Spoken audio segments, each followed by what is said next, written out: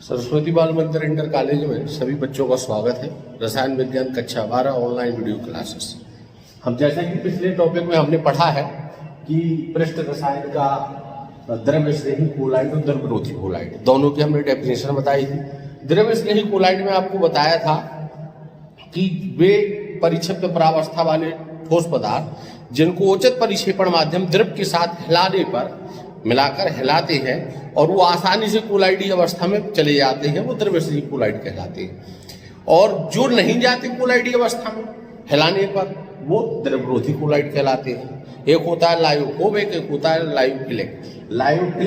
Lyophobic collides. अब यहाँ पर अंतर की बात करते हैं। अगर हम यहाँ लिखें द्रव्य स्नेही और यहाँ लिखें द्रवरोधी, तो इसके कुछ पॉइंट हैं वो देख लें। एक तो सबसे पहले है कि इनका परिचय क्या है। परिचय हमने आपको करा दिया दोनों का। परिचय में क्या बताया आपको?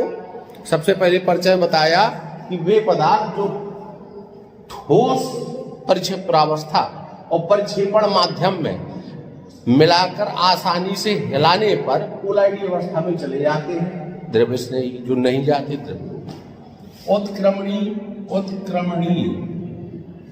ये उत्क्रमणीय प्रक्रम है। ये उत्क्रमणीय प्रक्रम है, ये अनुत्क्रमणीय है। सूक्ष्मदर्शी द्वारा देखने पर ये नहीं दिखाई देते हैं। ये अति सूक्ष्मदर्शी द्वारा, अल्ट्रा माइक्रोस्कोप, सूक्ष्मदर्शी मतलब अल्ट्रा माइक्रोस्कोप द्वारा ये देखने पर नहीं दिखाई देते हैं, दिखाई देते हैं। ये दिखाई पड़ते हैं, ये दिखाई पड़ते हैं। फिर अगला आता है पहला, दूसरा, तीसरा। ये आपको बता दिया, ये समझ में आ गया, ये भी हो गया। चौथे पॉइंट में आता है आपका कि इनकी श्यानता कैसी होती है। श्यानता मतलब होता है द्रव के बहने का गुण। जो द्रव तेज बहते हैं उनकी श्यानता कम होती है और जो द्रव मंद बहते हैं उनकी श्यानता अधिक होती है। तो यहाँ पर हम देखेंगे कि श्यानता ये मिल जाते हैं तो स्लो बहते हैं, इनकी श्यानता अधिक होती है। अगर हम यहाँ पर एक प्रयोग करते हैं तो आप उस प्रयोग को समझिएगा।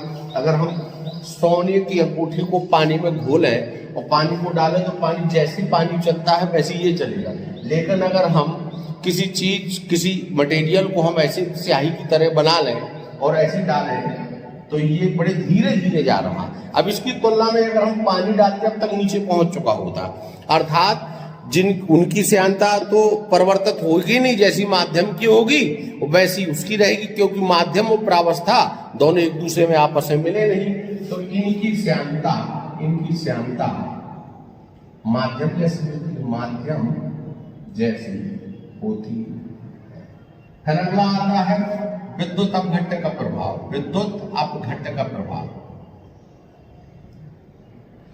ये विद्युत अपघट्ट मिलाने पर अवक्षेपित नहीं होते। जबकि ये विद्युत अपघट्ट की अल्प मात्रा मिलाने मात्र से ही अवक्षेपित हो जाते हैं, ऐसा है। अब आखिरी जो दो पॉइंट हैं उन दोनों पॉइंटों में अगला पॉइंट आता है स्थायित्व। ध्यान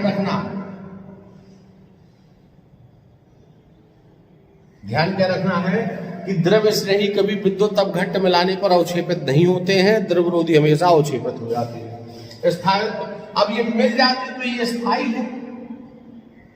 अब ये मिले ही नहीं, माध्यम अलग है, प्रावस्था अलग है, तो ये स्थायी नहीं होते हैं, ये अस्थायी होते हैं।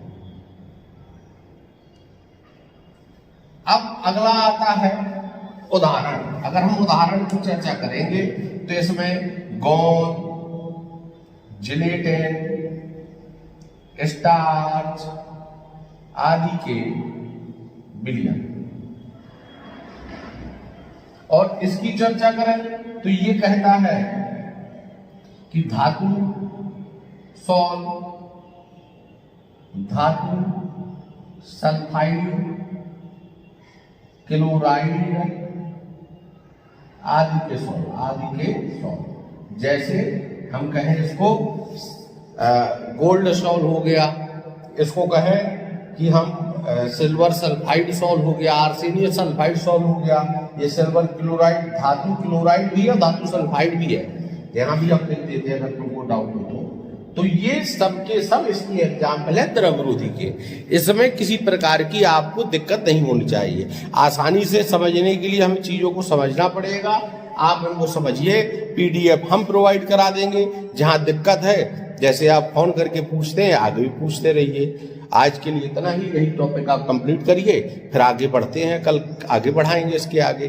कोलाइडी विलयनों के गुण आएंगे, शोधन आएंगे।